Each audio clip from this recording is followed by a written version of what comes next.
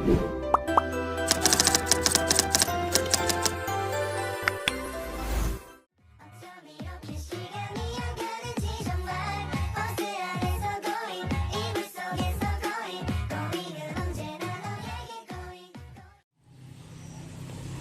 Wahyu Nur Hidayat akan menjelaskan peran statistik dalam kehidupan.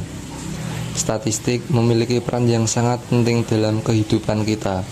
Berikut adalah beberapa contoh peran statistik dalam kehidupan sehari-hari. Yang pertama ada pengambilan keputusan. Ketika kita ingin membeli produk tertentu, kita dapat melihat ulasan pengguna atau data penjualan untuk membantu kita memilih produk yang tepat. Yang kedua ada penelitian ilmiah. Digunakan untuk menguji hipotesis, membuat generalisasi, dan mengambil kesimpulan yang mendasar. Statistik memungkinkan para peneliti untuk menarik kesimpulan yang sah berdasarkan analisis data yang objektif. Yang ketiga ada perencanaan bisnis. Statistik juga digunakan dalam pengembangan strategi pemasaran, penetapan harga, dan pengambilan keputusan investasi. Yang keempat ada kebijakan publik.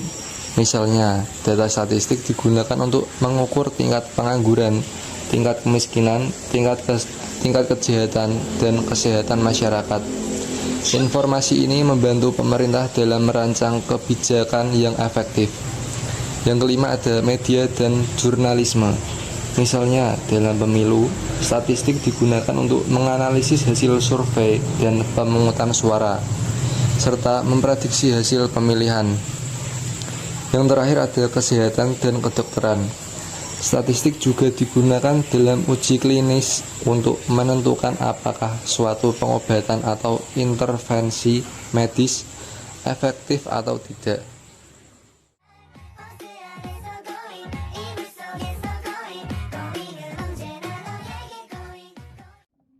Di sini saya Atif Waluyo akan menjelaskan data tunggal. Ini tersedia sebuah data yang disajikan sebelumnya acak, kemudian diurutkan dari terkecil sampai terbesar. Setelah diurutkan, buat tabel data tunggal supaya untuk mempermudah data yang didapat. Setelah itu, membuat tabel yang berisikan nilai dan juga frekuensi. Setelah membuat tabel, maka langsung mencari rata-rata dengan cara menjumlahkan semua nilai dibagi jumlah data.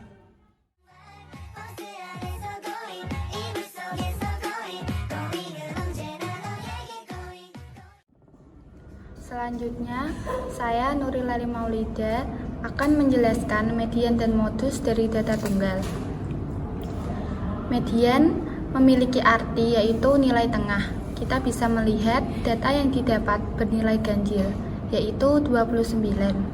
Maka median yang didapat adalah 14. Sehingga median yang diperoleh itu nilai dari data ke-14 yang bernilai 65. Sedangkan modus itu nilai yang sering muncul. Kita bisa menentukan modus dari melihat frekuensi terbanyak pada tabel, yaitu bernilai 65. Yang berjumlahkan 3.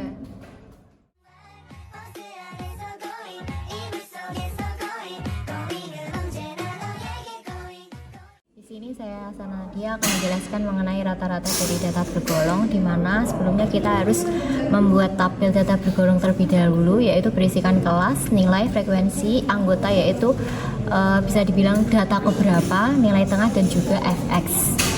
Pertama-tama kita menggolongkan datanya terlebih dahulu, yaitu dari data yang sudah didapat ada 29, itu ada nilai 42 sampai 98. Maka kalau digolongkan supaya kelasnya bisa menjadi sedikit, itu rentangnya 10. Maka dibuat 41 sampai dengan 50 dan seterusnya, ada 6 kelas. Dan frekuensinya sudah didapat antara 41 sampai dengan 100 segini. Habis itu anggota ini didapat dari frekuensi. Misalkan dari nilai 41 sampai 50 frekuensinya 4, maka anggota X1, X2, X3, dan X4. Sedangkan selanjutnya yaitu dimulai dari X5 sampai beranggotakan 6. Setelah itu mencari nilai tengah, di mana nilai tengah ini terdapat dari nilai yaitu 41 ditambah 50 dibagi 2. Hasilnya yaitu ada 45,5. Dan seterusnya dicari dengan rumus yang sama. Selanjutnya ada fx, di mana itu nilai tengah dikali dengan jumlah frekuensinya. Misalkan dari nilai 1 sampai 50 berfrekuensi 4, nilai tengahnya 45,5, yaitu dikalikan saja 45,5 dikali 4 yaitu 182 dan juga seterusnya. Maka rata-rata dari data bergolong didapat dari total fx dibagi dengan total frekuensinya, yaitu didapatkan 66,53.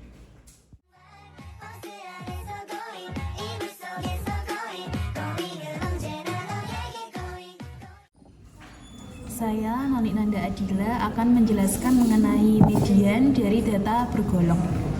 Mencari median dari data bergolong yang merumuskan B plus L kali setengah N min F dibagi F besar dibagi F kecil. Pertama, mencari nilai B, yaitu tepi bawah kelas median yang bisa didapatkan dari menentukan nilai tengah data median. Kemudian nilai tersebut tergolong atau masuk ke dalam data keberapa dilihat dari anggota.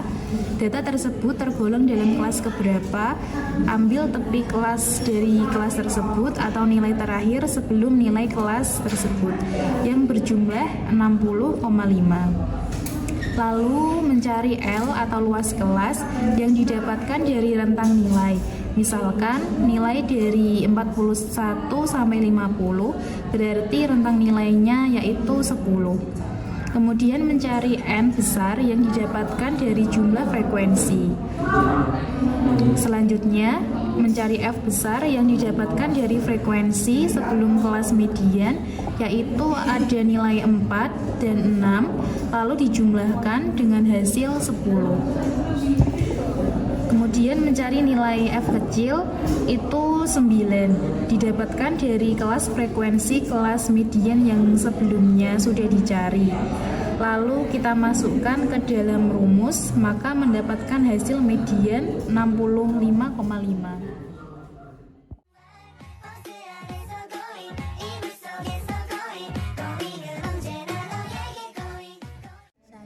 Faiza di sini akan menjelaskan mengenai nilai modus dari data bergolong.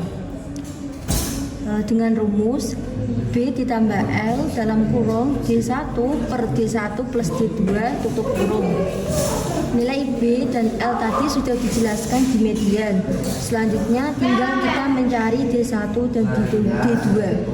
D1 itu diperoleh dari selisih frekuensi kelas modus dengan frekuensi kelas sebelumnya, di mana kelas modus itu 9 dikurangi dengan frekuensi sebelumnya itu 6, jadi hasilnya 3. Sedangkan D2 itu diperoleh dari selisih frekuensi kelas modus dengan frekuensi kelas setelah, di mana kelas modus itu 9 dan kelas setelahnya itu 4. Maka 9 dikurangi 4 itu hasilnya 5. Setelah semua hasil terkumpul, lalu dimasukkan di dalam rumus dan menghasilkan modus senilai 64,25.